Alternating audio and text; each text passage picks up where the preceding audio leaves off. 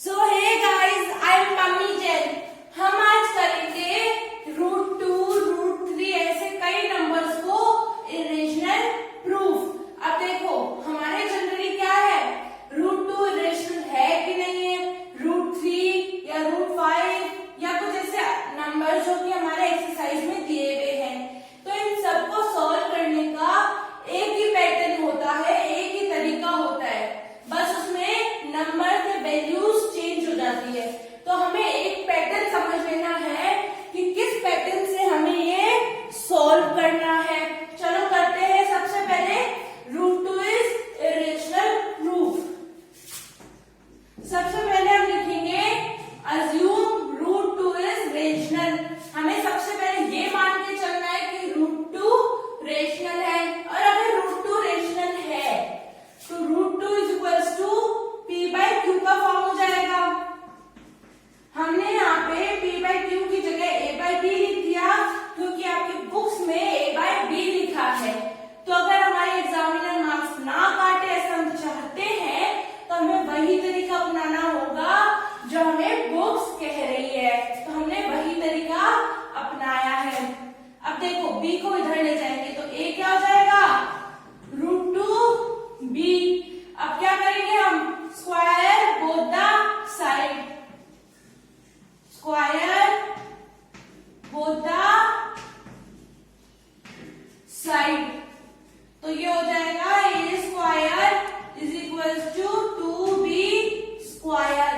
अब देखो इसका मतलब है कि ये 2 इससे डिविजिबल है, तो इसका मतलब अगर a स्क्वायर 2 से डिविजिबल है तो a भी 2 से डिविजिबल होगा कुछ नंबर से। तो वो नंबर को इंटीजर c ले लिया हमने, तो a is equals to 2c हो गया। अब हम इस a की जगह 2c पुट करेंगे, 2c का square is equals to 2b का स्क्वायर। ये हो जाएगा 4c square is equals to 2b square. 2 से 4 कैंसिल हुआ, 2 आया, तो b स्क्वायर हो जाएगा 2c स्क्वायर। अब देखो अगर b स्क्वायर 2 से डिविजिबल है तो b भी 2 से डिविजिबल होगा। तो हम स्टेटमेंट लिखेंगे कि अगर a डिविजिबल है और b भी अगर 2 से डिविजिबल है तो इसका मतलब a और b क्या है, को प्राइम नंबर्स नहीं है। दे आर नॉट को प्राइम नंबर्स। क्यों? को प्राइम होता है जो 1 से ही डिविजिबल होते हैं, तो ये को प्राइम नंबर्स नहीं है, तो इसका मतलब आवर अजम्पशन इज रॉन्ग। अब हम लिखेंगे कैसे इसके आगे, देखो इसके आगे ये रब कर रही हूं मैं, हम इसके आगे ऐसे लिखेंगे A and B both are divisible to 2, which implies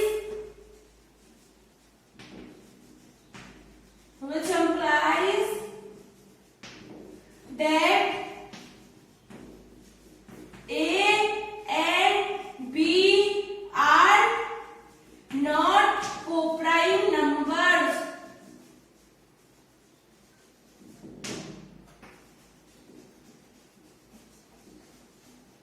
So our assumption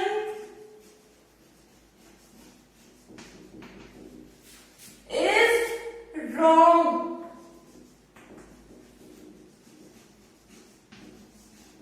That's why we can say that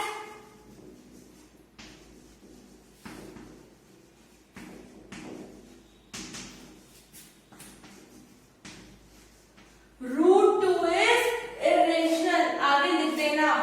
तो हम क्या लिख देंगे लास्ट में जाके statement, A and B both are divisible to 2,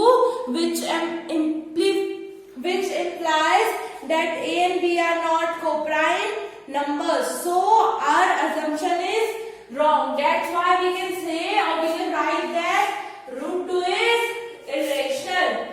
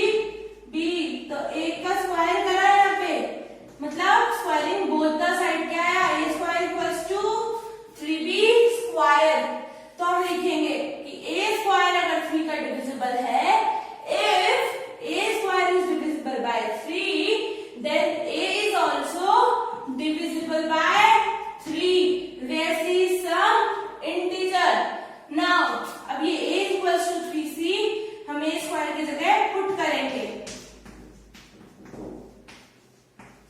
it's going to be 9c square equals to 3b square, 3 से 9 cancel, तो क्या आया b square equals to 3c square. हम अब क्या लिखेंगे, if b square is divisible by 3 then b is also divisible by 3। फिर क्या लिखेंगे, that mean a and b are not co-prime numbers, so our assumption is wrong. That's why we can say or write that root 3 is irrational. ये हमने proof कर दिया। ठीक इसी तरह से हम करेंगे रूट 5 को इरेशनल प्रूफ।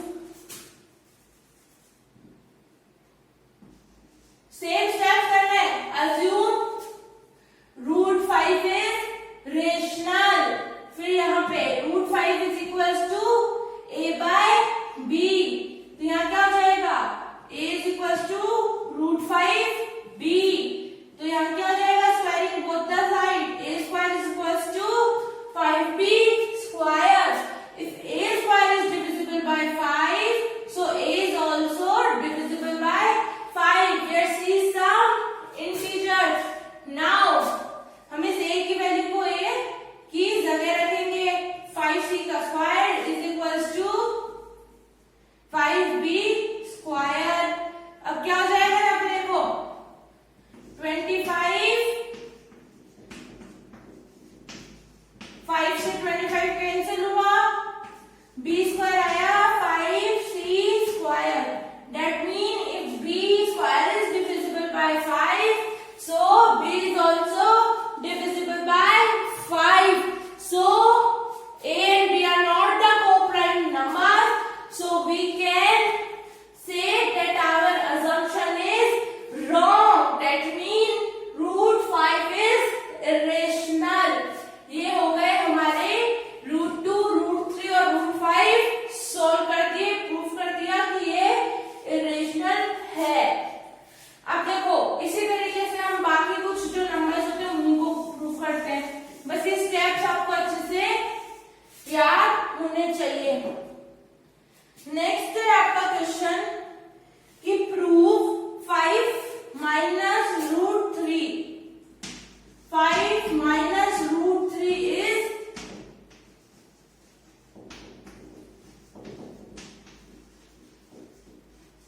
इरेशनल। आपको क्या बोला है, 5 माइनस रूट 3 को इरेशनल प्रूफ करना है।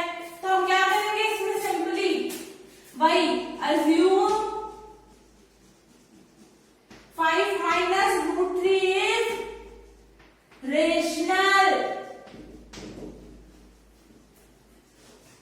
ठीक है, अब हम क्या करेंगे, 5 minus root 3 is equals to a by b। अब देखो 5 minus a by b is equals to root 3, minus का उधर क्या तो प्लस और ये इधर है तो माइनस का। अब इसको सॉल्व कर लो एलसीएम लेके,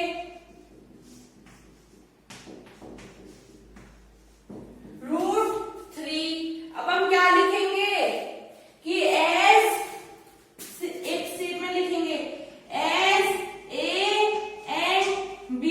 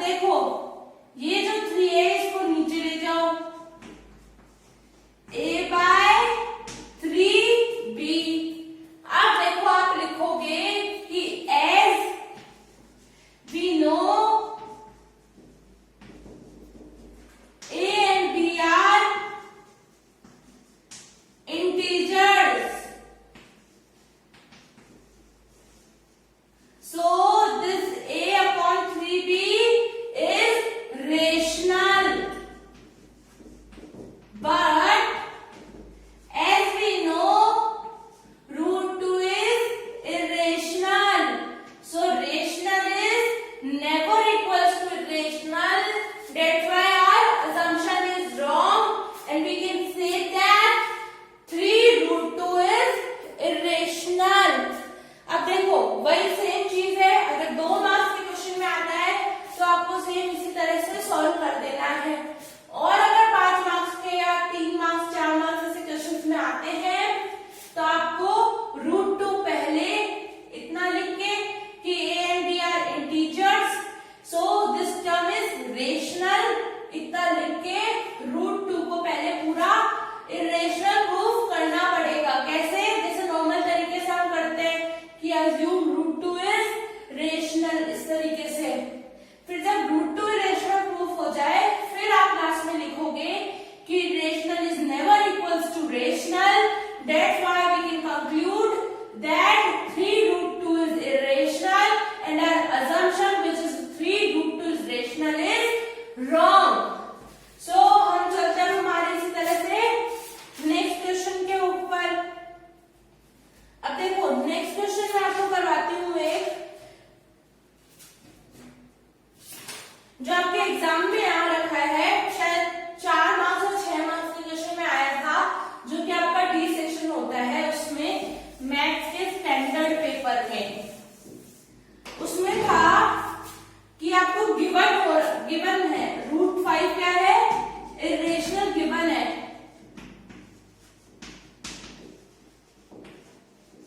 गिवन √5 इज इरेशनल, और प्रूफ करना है, प्रूफ क्या करना है हमें, 2√5 - 3 इज इरेशनल, ये हमें इसको प्रूफ करना है।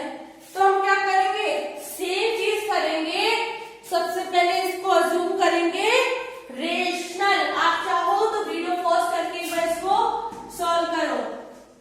अज्यूम 2√5 - 3 इज रेशनल, ठीक है। तो हम कैसे लिखेंगे फिर इसको, a/b, तो ये 3 इधर चला जाएगा प्लस में,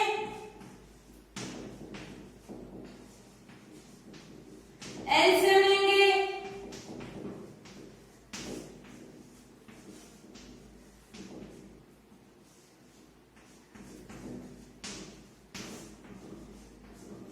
ये 2 नीचे चला गया b के पास, तो 2b। अब देखो सेम चीज लिखेंगे, a and b are integers, so this term is rational, but as per the question it is given that √5 is irrational, so rational is never equals to irrational, that's why we can conclude that our assumption is wrong, so we can say that 2√5 - 3 is irrational।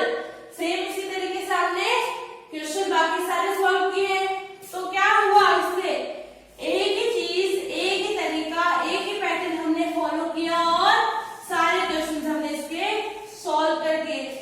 ऐसा question अधिकतर exam में आ जाता है, तो हमें prefer करते हैं कि ये क्वेश्चन हम करके जाए, ताकि क्या होता है कि जब वो एग्जाम्स में क्वेश्चंस आते हैं तो हमें स्टेप्स, हमें पैटर्न पता होता है, तो हम इजीली उसको फटाफट लिख देते हैं और 6 मार्क्स अपने अंडर में कर लेते हैं कि हाँ मेरे 6 मार्क्स तो आ जाएंगे। सो गाइस, इस पैटर्न को अच्छे से समझ के अच्छे से कर लीजिएगा, अच्छे से इस पैटर्न को याद रखिएगा, क्योंकि हर क्वेश्चन में सेम यही पैटर्न लगता है। मैं नेक्स्ट वीडियो में आपकी इसकी जो एक्सरसाइजेस है इस टाइप के क्वेश्चंस पे बेस्ड, वो क्वेश्चंस लेके आऊंगी, उनको अच्छे से एक बार पैटर्न के साथ करवा दूंगी, तब आपको सारे पैटर्न, सारे जो क्वेश्चंस है वो क्लियर हो जाएंगे, तो आपको समझ में आ जाएगा कि ये ही पैटर्न कैसे लगाना होता है। सो गाइस, इसकी अच्छे से प्रैक्टिस करिएगा। सो मिलते हैं नेक्स्ट वीडियो में, तब तक के लिए लाइक, सब्सक्राइब, कमेंट करना मत भूलिएगा, और मैं पम्मी जैन मैथ्स को इजी बना के रहूंगी। सो बाय गाइस।